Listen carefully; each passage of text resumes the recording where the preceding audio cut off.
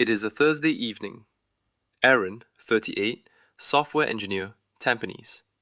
He is on his laptop at the kitchen table, and he has just done something he has done 3 times before. He moved 60,000 Singapore dollars from his CPF Ordinary Account into a 6-month T-bill.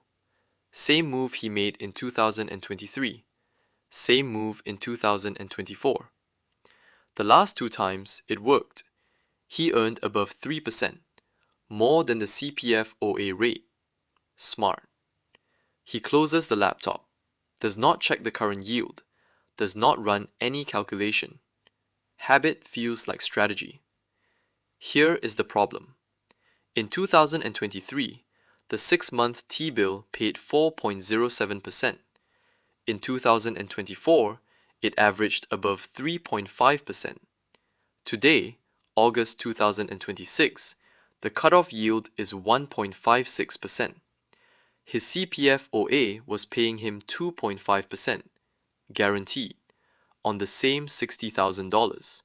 In 6 months, Aaron will earn less than if he had done nothing. Not slightly less, meaningfully less. And he will lose 1 to 2 months of CPF interest in the process, money that stopped compounding the day his funds left the OA.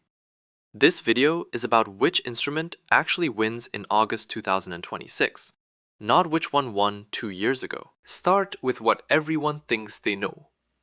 Aaron's $60,000 in CPF OA earns 2.5% per annum, government guaranteed floor, unchanged since July 1999, reviewed quarterly, the 3-month average of major local bank rates for February to April 2026 was 0.32%. Because that is below the floor, the government pays the floor, always. One bonus most people forget. The first $20,000 in OA earns an additional 1%, effective rate 3.5% on that portion, not 2.5%, 3.5%. The money compounds monthly. No application, no auction, no deadline, no fee. This is what Aaron gave up. When you move CPF OA funds into a T-bill, CPF interest is computed on the lowest monthly balance. The month funds leave OA, no interest on that amount. The month funds return after maturity, no interest again. 1 to 2 months forfeited before the T-bill earns a single dollar. On $60,000 at 2.5%, 1 month forfeited, 125 Singapore dollars. 2 months, 250. For the T-bill to break even against leaving money in CPF OA, the cutoff yield must clear roughly 2.9 to 3%, not 2.5. You need to recover the forfeited months and beat the ongoing OA rate. The current 6-month T-bill, 1.56%. Aaron moved $60,000 into an instrument that earns less than $936 over 6 months. Leaving it in CPF OA would have earned $1,250 with zero effort. Difference, over $300. Not from a bad investment, from not checking the yield before doing what he always does. What does Aaron do when he realizes this? He waits for maturity. Secondary market for T-bills is thin and retail pricing is poor. He sets one phone reminder 2 weeks before maturity. Check the cutoff yield on the MAS website before deciding whether to roll over or return funds to OA.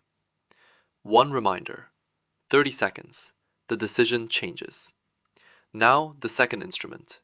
This is where the real confusion happens. Linda is 52. HR manager Bishan. She has 150,000 Singapore dollars sitting in her POSB savings account. 2 years it has been there.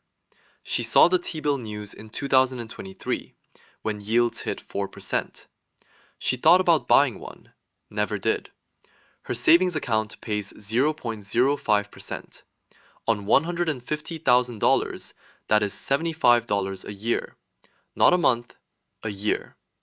The Singapore Savings Bond, SSB, is a 10-year government security issued monthly by MAS, fully backed by the Singapore government, AAA credit rating. And unlike a T-bill, You can redeem any month without penalty. Any month. Full principal back plus accrued interest. The August 2026 SSB pays 1.46% in year 1, stepping up each year. Year 5, approximately 1.9%. Year 10, 2.72%. 10-year average, 2.06%. On Linda's $150,000, 2.06% produces $3,090 a year. Against $75 in the savings account, over $3,000 more, from one application on the MAS website. But the nuance matters. If Linda needs the money within 12 months, the SSB Year 1 rate of 1.46% loses to the 1-year T-bill at 1.68%. The SSB step-up only pays off if you hold. Exit after 1 year, you earn the Year 1 rates only. So the question is simply, when might she need this money? Within 6 months. 6-month T-bill at 1.56%. Within 1 to 2 years, 1-year T-bill at 1.68%. 5 years or longer, SSB. No auction risk, no lock-in, 2.72% by year 10. Linda puts $100,000 into SSB for the long-term portion, $50,000 into a 1-year T-bill for the portion she might need sooner. 0 stays in the savings account. Monday afternoon, 8 minutes for SSB, 5 minutes for T-bill via DBS iBanking. She earns more in the next 12 months than she earned in the previous 2 years combined. Not from a complex strategy, from matching the instrument to the time horizon. Now the question Aaron should have asked on Thursday. When does a T-bill actually win? For cash outside CPF, T-bills are competitive. 1.56% beats every major bank savings account. 1.68% on the 1-year T-bill beats every widely available fixed deposit at DBS, OCBC, and UOB. For CPF OA money, the answer has completely reversed from 2 years ago. T-bill yields above 3.5% cleared the break-even comfortably in 2023 and 2024. That move made sense then. In August 2026, 1.56% does not clear the break-even. Neither does 1.68%. For CPF OA money, neither instrument beats simply staying in OA at 2.5%. The window when T-bills beat CPF OA in 2026 lasted 6 weeks, January and February only. By March, yields collapsed to 1.46% and never recovered past the break-even. And yet, the July 30th auction received 18.1 billion Singapore dollars in applications. The August 13th, 18.5 billion, against an issuance of 8.7 billion. Demand still running at more than twice supply. Investors applying from habit, not calculation. Raymond is 45, accountant, Jurong East. On a Wednesday morning in March, he opened the MAS website over kopi at the void deck before heading to work. He saw the yield. He let his T-bill mature, returned the funds to CPF OA, and moved his free cash into the 1-year T-bill at 1.68% instead. CPF OA compounds at 2.5% uninterrupted. He did one thing differently from Aaron. He checked before applying instead of after. One last thing most people get wrong about SSB. You cannot buy SSB using CPF OA funds. T-bills, yes, through CPFIS. SSBs, no. SSBs were deliberately excluded from CPFIS. CPF Board's own guidance notes that CPF OA already earns 2.5%, which outperforms the SSB Year 1 rate of 1.46% anyway. What you can do: buy SSB using SRS, Supplementary Retirement Scheme funds. SRS earns nothing by default. SSB through SRS grows tax efficiently and can be redeemed any month. For anyone with idle SRS balances, SSB is one of the strongest options available right now. Keep CPF OA in CPF. Buy SSB with cash or SRS. The channels matter as much as the rates. Here is the full picture in August 2026. CPF OA money. Leave it. 2.5% guaranteed. 3.5% on the first 20,000. No instrument clears the break-even at current yields. Do not move it until T-bill yields recover past 3%. Free cash within 6 months. 6-month T-bill at 1.56%. Apply non-competitive, always fully allotted. Free cash within 1 year. 1 year T-bill at 1.68%.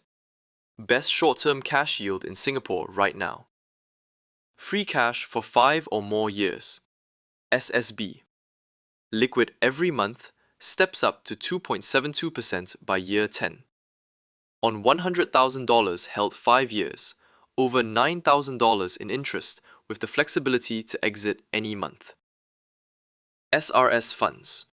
SSB or T-bill, both available. Both beat the 0% SRS cash earns by default. Aaron's T-bill matures in 6 months. He returns the funds to OA. Sets one reminder for the next auction. Check the yield first. Linda's SSB compounds quietly. Month 60, her effective rate approaches 2%. The money stays accessible. She stops thinking about it. Raymond's CPF OA and cash T-bill both earn at the right rates simultaneously. 2 decisions. One number checked on a government website before pressing a button. The gap between the Singaporean who earns what each instrument actually offers today and the one who earns what it offered 2 years ago is not intelligence. It is not sophistication. It is one number, checked before acting instead of after. What is the yield of the last T-bill you bought with CPF OA funds? If it was below 3%, you know exactly what to do when it matures.